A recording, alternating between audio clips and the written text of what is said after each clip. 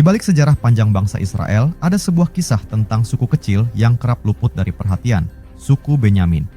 Namun, justru di dalam kerendahan hati dan skala kecil mereka, tersembunyi rahasia besar yang mengguncang dunia dan memengaruhi perjalanan umat manusia. Benyamin, putra bungsu Yakub dan Rahel, lahir di tengah kesedihan ibunya yang wafat saat melahirkan.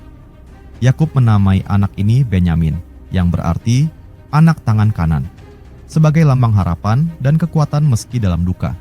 Dari momen itu, suku ini dianggap sebagai suku yang penuh kasih sayang namun sering tersisih, terutama dibandingkan dengan suku Yehuda yang besar dan berpengaruh. Namun, sejak awal, tanda-tanda keistimewaan suku ini mulai tampak. Wilayah mereka yang strategis di antara Yehuda dan Efraim memberi mereka akses ke pusat-pusat penting, termasuk Yerusalem, kota yang nantinya menjadi pusat keagamaan dunia. Hakim-Hakim pasal 19-21 mencatat salah satu rahasia paling kelam suku Benyamin. Gibea, sebuah kota di wilayah mereka, menjadi tempat peristiwa mengerikan yang melibatkan pelecehan dan pembunuhan seorang perempuan Lewi. Peristiwa ini memicu perang saudara besar di Israel, di mana hampir seluruh suku Benyamin musnah, menyisakan hanya 600 laki-laki. Meski tragedi ini menunjukkan sisi gelap manusia, kisah ini juga menjadi titik balik. Dari kehancuran total, suku ini bangkit, membangun kembali jati dirinya sebagai bangsa yang rendah hati, tetapi berani menghadapi tantangan besar. Rahasia lainnya terungkap ketika seorang muda dari suku Benyamin bernama Saul dipilih menjadi raja pertama Israel. Meski berasal dari suku yang kecil, Saul membuktikan bahwa kekuatan Tuhan bisa mengangkat seseorang dari posisi yang tidak terduga. Namun, kepemimpinan Saul juga penuh konflik dan akhirnya tongkat kekuasaan beralih ke keluarga Daud dari suku Yehuda. Namun, di balik mundurnya suku Benyamin dari kancah monarki, mereka tetap menjadi pusat perhatian Tuhan. Dari suku ini, muncul tokoh-tokoh berpengaruh seperti Mordekai dan Ester, yang menyelamatkan bangsa Yahudi dari ancaman pemusnahan di Persia. Rahasia terbesar dari suku Benyamin terungkap di Perjanjian Baru. Seorang pemuda bernama Saulus dari Tarsus, yang juga berasal dari suku Benyamin, menjadi tokoh yang mengguncang dunia. Dengan latar belakang sebagai seorang Farisi yang fanatik, ia dikenal sebagai penganiaya pengikut Yesus. Namun, di jalan menuju Damaskus, ia mengalami pertobatan luar biasa dan berubah menjadi Rasul Paulus. Paulus menjadi pembawa Injil ke bangsa-bangsa non-Yahudi, mengubah sejarah dunia. Ajaran-ajarannya membentuk dasar iman Kristen, yang kemudian menyebar ke seluruh penjuru bumi. Dari seorang pemuda yang berasal dari suku kecil dan nyaris terlupakan, Tuhan memilihnya untuk membawa pesan keselamatan bagi seluruh umat manusia. Rahasia suku Benyamin bukan hanya soal kisah-kisah dramatis dan tokoh-tokoh besar, tetapi juga sebuah pesan mendalam, bahwa Tuhan dapat menggunakan siapa saja, bahkan mereka yang dianggap kecil, hina, atau tidak penting untuk melakukan perubahan besar. Kisah mereka adalah pengingat bahwa dalam setiap kejatuhan ada potensi kebangkitan, dan dalam setiap kelemahan ada peluang bagi kekuatan Tuhan untuk bersinar. Suku Benyamin adalah bukti hidup bahwa rahasia besar sering kali tersembunyi dalam hal-hal kecil dan sederhana. Suku Benyamin adalah salah satu dari 12 suku Israel, dan banyak tokoh serta peristiwa dalam Alkitab yang terkait dengannya. Berikut adalah beberapa di antaranya, tokoh terkait dengan suku Benyamin. Pertama, Benyamin. Pendiri suku ini, ia adalah putra bungsu Yakub dan Rahel. Nama Benyamin berarti anak tangan kanan. Dalam kisah Alkitab, Benyamin sangat dikasihi oleh ayahnya, Yakub, terutama setelah kehilangan Yusuf. Di tengah padang pasir Palestina, di sebuah tenda sederhana yang menjadi tempat perlindungan Yakub, dan keluarganya, lahirlah seorang bait lelaki yang membawa cahaya harapan. Benyamin, putra bungsu dari Yakub dan Rahel, lahir di bawah langit penuh bintang. Tetapi kelahirannya tidak hanya membawa kebahagiaan, juga sebuah kehilangan besar yang mengubah hidup keluarganya. Rahel, ibu yang sangat dicintai Yakub, meninggal dunia saat melahirkan Benyamin. Dalam hembusan napas terakhirnya, Rahel memberinya nama Ben-Oni yang berarti anak kesedihan. Namun, Yakub yang tidak ingin bayinya tumbuh dengan beban kesedihan, mengganti namanya menjadi Benyamin yang berarti anak tangan kanan atau anak keberuntungan. Benyamin tumbuh dalam kasih sayang ayahnya yang luar biasa. Sebagai anak bungsu, ia sering berada di bawah perlindungan ayahnya, terutama setelah kehilangan ibunya. Namun, Cinta Yakub terhadap Benyamin bukan tanpa alasan lain. Ia adalah adik kandung Yusuf, Nabi Yusuf, putra kesayangan Yakub yang dikaruniai wajah rupawan dan kecerdasan luar biasa.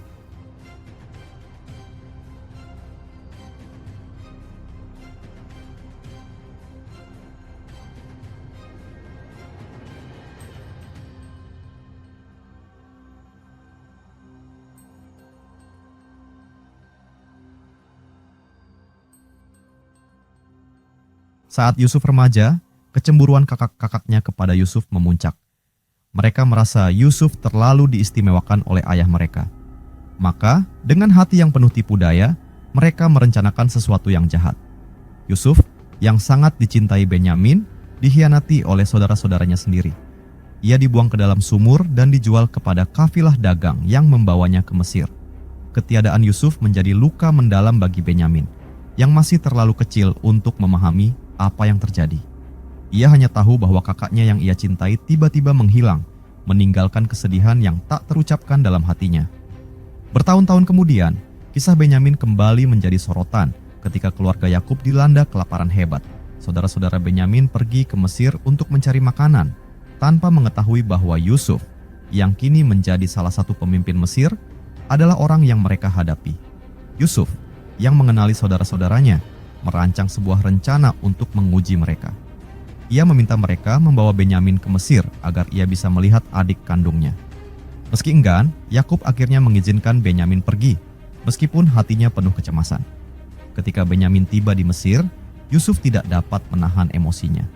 Ia memperlakukan Benyamin dengan penuh kasih sayang, meski identitasnya sebagai Yusuf masih dirahasiakan. Dalam sebuah ujian terakhir, Yusuf menempatkan cawan emas di karung Benyamin, lalu menuduhnya mencuri untuk mengukur reaksi saudara-saudaranya. Saudara-saudara Benyamin yang dulu tega membuang Yusuf kini berubah. Mereka rela mengorbankan diri mereka demi menyelamatkan Benyamin.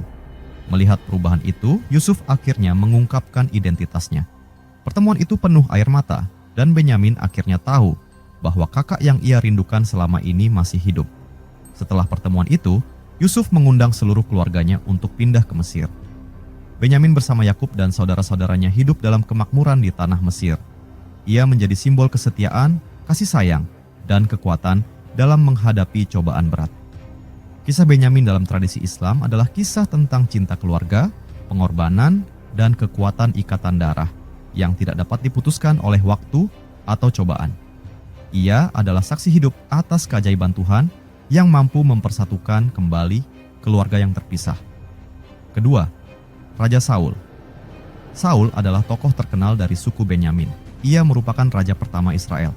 Pemilihannya menunjukkan bahwa suku ini memiliki peran signifikan pada awal sejarah monarki Israel. Di sebuah perbukitan subur di tanah Israel, hidup seorang pemuda bernama Saul, putra Kis dari suku Benyamin. Ia dikenal sebagai pria yang tinggi dan tampan, dengan tubuh tegap yang membuatnya menonjol di antara bangsanya. Namun, di balik penampilan fisiknya yang mengesankan, Saul hanyalah seorang pemuda biasa yang menjalani hidup sederhana, jauh dari ambisi untuk memerintah sebuah kerajaan. Kisah Saul dimulai saat ia sedang mencari keledai milik ayahnya yang hilang. Bersama seorang pelayan, ia menjelajahi banyak wilayah, namun usahanya sia-sia. Ketika hendak menyerah, pelayannya menyarankan agar mereka menemui seorang nabi terkenal, Samuel, yang mungkin dapat memberi petunjuk. Samuel, nabi yang dihormati di seluruh Israel, telah menerima firman Tuhan sebelumnya bahwa seorang pemuda dari suku Benyamin akan dipilih untuk menjadi raja pertama Israel. Ketika Saul tiba di hadapan Samuel, Tuhan mengungkapkan bahwa inilah pria yang dipilih untuk memimpin umatnya. Saul terkejut. Ia merasa tidak layak, mengingat ia berasal dari suku Benyamin yang kecil dan keluarganya yang sederhana. Namun, Samuel mengurapinya dengan minyak, tanda bahwa Tuhan telah memilihnya. Ketika saatnya tiba, Samuel mengumpulkan seluruh bangsa Israel untuk memilih raja mereka. Ketika undian jatuh kepada suku Benyamin, lalu keluarga Kish, dan akhirnya Saul, ia ditemukan sedang bersembunyi di antara barang-barang. Meski pemalu dan penuh keraguan, Saul akhirnya berdiri di hadapan rakyatnya. Orang-orang terpukau oleh penampilannya dan berseru, "Hidup raja!" Namun, tidak semua orang mendukung Saul. Beberapa mempertanyakan kemampuannya untuk memimpin, tetapi kesempatan untuk membuktikan dirinya segera tiba. Ancaman pertama datang dari bangsa Amon yang mengepung kota Yabesh Gilead. Ketika kabar itu sampai ke Saul, ia diliputi oleh Roh Tuhan. Dengan penuh keberanian, ia mengumpulkan pasukan besar dari seluruh Israel dan memimpin mereka menuju kemenangan yang gemilang. Kemenangan ini mengukuhkan posisi Saul sebagai raja. Ia menjadi pemimpin yang dihormati, membawa stabilitas kepada Israel di masa-masa awal pemerintahannya. Namun, masa pemerintahan Saul tidak selalu berjalan mulus. Ujian terbesar Saul adalah ketaatannya kepada perintah Tuhan. Dalam sebuah peperangan melawan bangsa Amalek, Saul diperintahkan oleh Samuel atas nama Tuhan untuk menghancurkan semua harta benda musuh tanpa menyisakan apapun.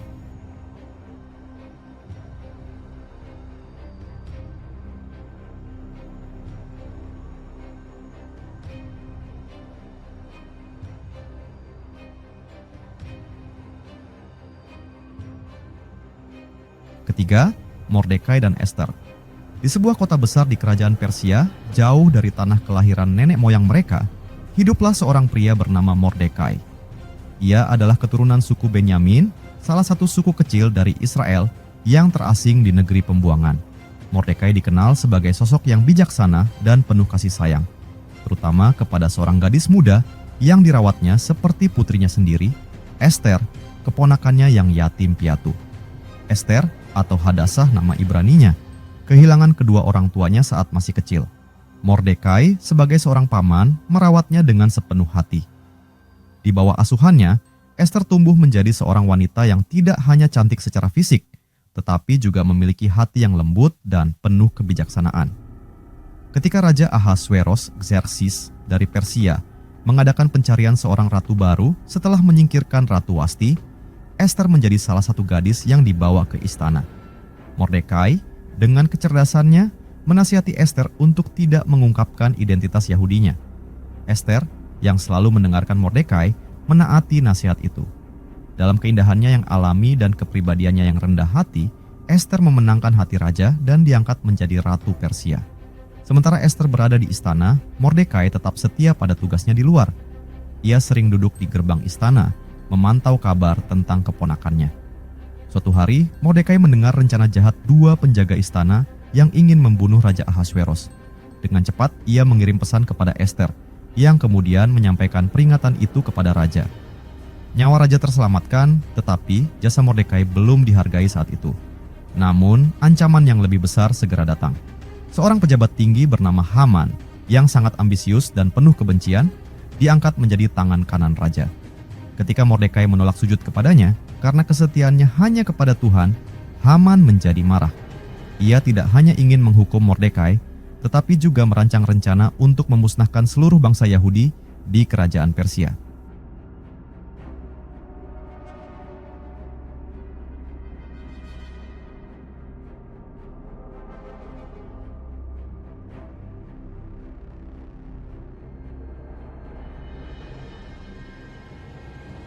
Haman berhasil meyakinkan raja untuk mengeluarkan dekrit yang mengizinkan pembantaian massal terhadap bangsa Yahudi.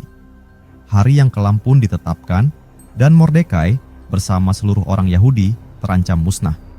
Ketika Mordekai mengetahui rencana itu, ia mengirim pesan kepada Ester, mendesaknya untuk bertindak. Ia berkata, "Siapa tahu, justru untuk saat seperti ini engkau menjadi ratu."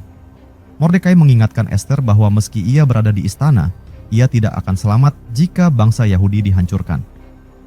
Ester, meskipun takut memutuskan untuk bertindak, ia meminta semua orang Yahudi di Susa, termasuk Mordekai, untuk berpuasa selama 3 hari bersamanya.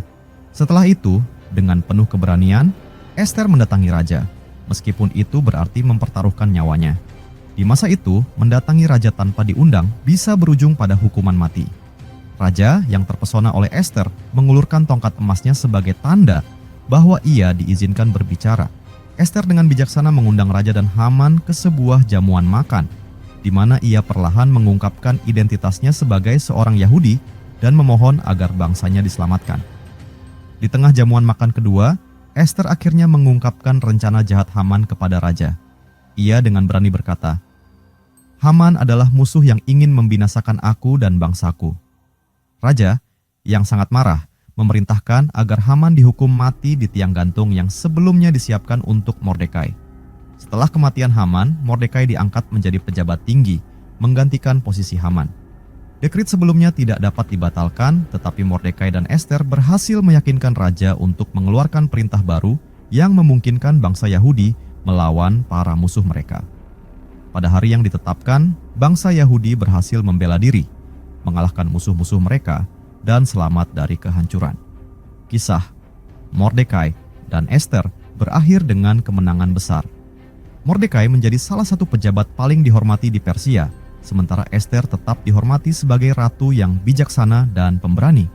Untuk mengenang penyelamatan mereka, bangsa Yahudi menetapkan Hari Raya Purim, sebuah perayaan yang dirayakan hingga hari ini. Mordekai dan Ester, keturunan suku Benyamin, menjadi teladan akan kesetiaan kepada Tuhan, keberanian dalam menghadapi ketidakadilan, dan kekuatan untuk mengubah sejarah melalui iman dan kebijaksanaan. Keempat, Rasul Paulus. Paulus, seorang tokoh penting dalam Perjanjian Baru, juga berasal dari suku Benyamin. Dalam pandangan Islam, Paulus, Saul dari Tarsus, tidak dianggap sebagai seorang nabi atau tokoh yang memiliki peran dalam penyebaran ajaran agama yang disampaikan oleh para nabi. Islam mengakui Isa Al-Masih, Yesus, sebagai salah satu nabi utama yang membawa ajaran tauhid. Namun, peran Paulus dalam membentuk ajaran Kristen yang berkembang kemudian tidak diakui sebagai bagian dari ajaran yang diajarkan Isa. Karena itu, dalam tradisi Islam, kisah Paulus tidak dibahas secara mendalam atau dijadikan sebagai bagian dari narasi religius yang memiliki makna teologis. Sebaliknya, Islam lebih menekankan pada kisah para nabi yang diutus Allah, seperti Musa, Ibrahim, Yusuf, Daud, Sulaiman, hingga Nabi Muhammad, serta sahabat-sahabat Rasulullah yang berperan dalam menyebarkan Islam. Namun, jika Anda memiliki pertanyaan lain terkait tokoh-tokoh dalam Islam atau tradisi agama, saya dengan senang hati akan membantu menjelaskannya. Peristiwa penting. Pertama, kejadian di Gibea. Suku Benyamin terlibat dalam sebuah peristiwa kelam yang tercatat dalam Hakim-Hakim 19 sampai 21. Konflik ini terjadi setelah kekejaman yang dilakukan oleh orang Gibea dari suku Benyamin, yang berujung pada perang saudara melawan suku-suku Israel lainnya. Di tengah perbukitan suku Benyamin terdapat sebuah kota kecil bernama Gibea. Kota ini, meskipun kecil, memiliki peran penting dalam wilayah suku Benyamin yang dikenal sebagai tempat tinggal orang-orang yang berani dan tangguh. Namun, suatu malam yang kelam mengubah nama Gibea menjadi simbol kehancuran moral dan awal dari perang saudara yang tragis dalam sejarah Israel. Kisah ini dimulai dengan seorang Lewi yang sedang dalam perjalanan bersama gundiknya. Mereka melakukan perjalanan panjang melintasi wilayah Israel. Tetapi saat matahari terbenam, mereka memutuskan untuk bermalam di Gibea. Harapannya, mereka akan menemukan tempat aman di antara saudara-saudara sebangsanya, orang Israel dari suku Benyamin. Ketika mereka tiba di pusat kota, tak seorang pun penduduk Gibea yang menawarkan tempat tinggal. Akhirnya, seorang lelaki tua yang juga berasal dari wilayah pegunungan Efraim menawarkan mereka tumpangan di rumahnya. Namun, kebaikan ini tidak dapat melindungi mereka dari kegelapan yang akan segera menyelimuti malam itu. Ketika malam tiba dan mereka beristirahat, sekelompok pria jahat dari Gibea mendatangi rumah itu. Dengan suara kasar, mereka memaksa lelaki tua itu untuk menyerahkan tamunya, yaitu sang Lewi, kepada mereka untuk diperlakukan secara kejam.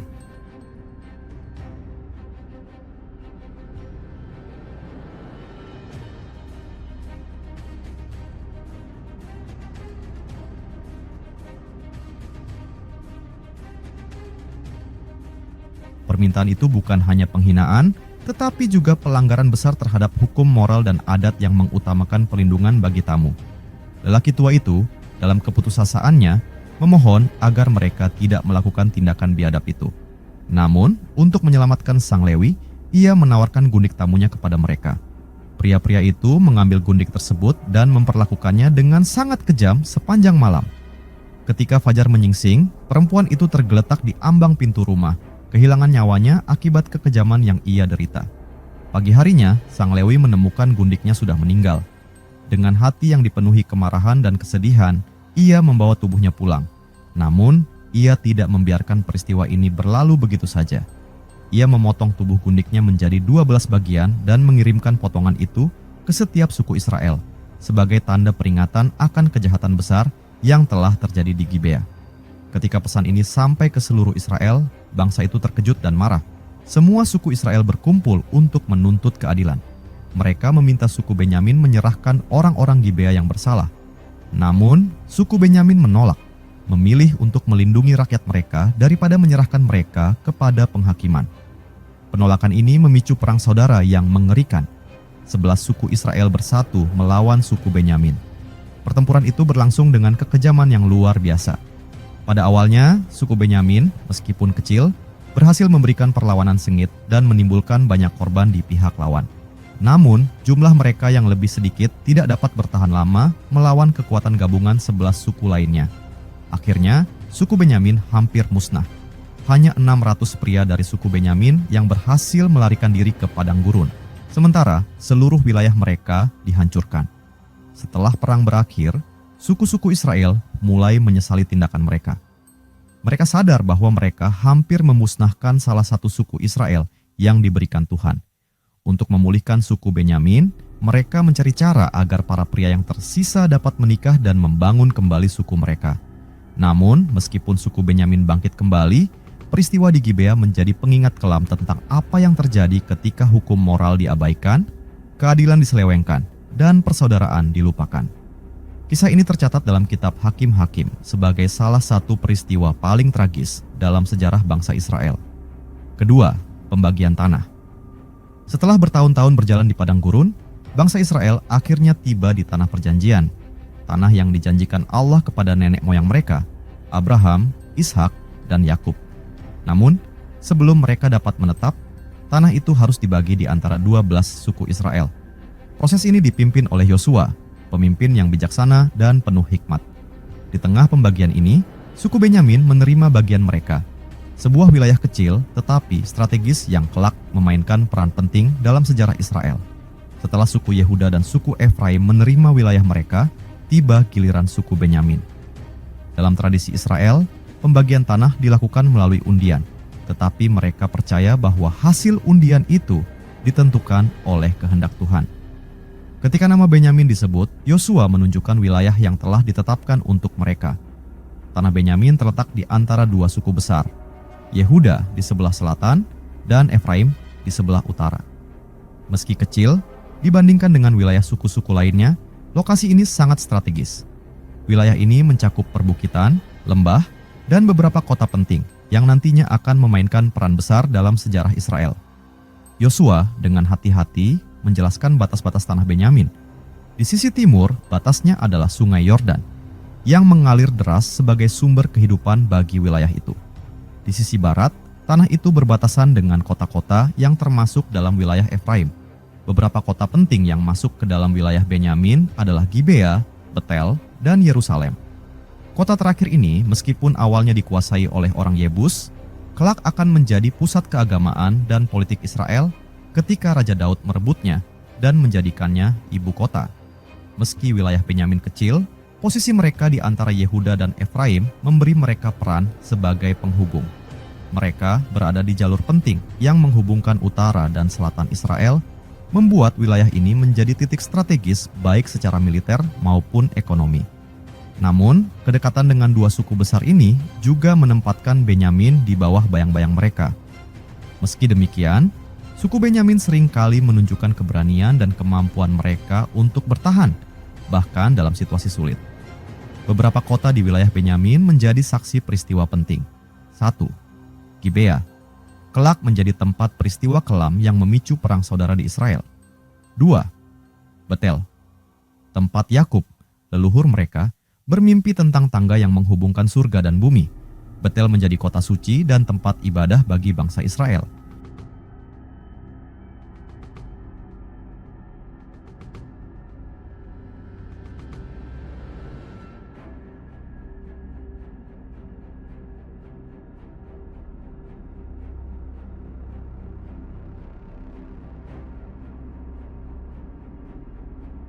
Tiga, Yerusalem. Meski awalnya bukan bagian dari wilayah suku Benyamin sepenuhnya, kota ini kelak menjadi pusat penyembahan Tuhan, setelah direbut oleh Raja Daud. Wilayah Benyamin adalah pengingat bahwa ukuran bukanlah segalanya. Meski kecil, tanah ini dipenuhi dengan potensi besar dan diberkati oleh Tuhan. Dari suku Benyamin, lahir tokoh-tokoh besar seperti Raja Saul, Mordekai, dan Ester, serta Rasul Paulus di masa Perjanjian Baru. Tanah mereka yang strategis juga menjadi simbol peran penting mereka sebagai jembatan penghubung di antara bangsa Israel, baik secara fisik maupun spiritual. Kisah pembagian tanah untuk suku Benyamin adalah bagian dari rencana besar Tuhan yang menunjukkan bahwa setiap bagian, sekecil apapun, memiliki perannya sendiri dalam membentuk bangsa yang besar. Ketiga, kontribusi pada kepemimpinan Israel. Meskipun relatif kecil, suku Benyamin sering terlibat dalam berbagai peristiwa kepemimpinan dan peperangan, termasuk dukungan terhadap keluarga Daud pada masa perpecahan kerajaan. Di antara 12 suku Israel, suku Benyamin adalah salah satu yang terkecil. Namun, dalam berbagai peristiwa penting yang membentuk bangsa Israel, mereka menunjukkan bahwa ukuran bukanlah segalanya. Dari Gibea yang kecil hingga kursi kekuasaan di istana, suku Benyamin meninggalkan jejak yang mendalam dalam sejarah kepemimpinan Israel. Ketika bangsa Israel meminta seorang raja kepada Nabi Samuel, Tuhan mengarahkan Samuel kepada seorang pemuda bernama Saul, putra Kish, dari suku Benyamin. Saul adalah pria tinggi dan gagah, seorang yang dengan mudah menarik perhatian. Meski berasal dari suku kecil, Tuhan memilihnya untuk menjadi raja pertama Israel, sebuah kehormatan besar yang mengangkat nama suku Benyamin dari bayang-bayang sejarah. Saul, pada awal pemerintahannya, menunjukkan keberanian dan kepemimpinan yang kuat. Ia memimpin Israel dalam peperangan melawan bangsa Amon dan Filistin, menyatukan suku-suku Israel yang sebelumnya terpecah.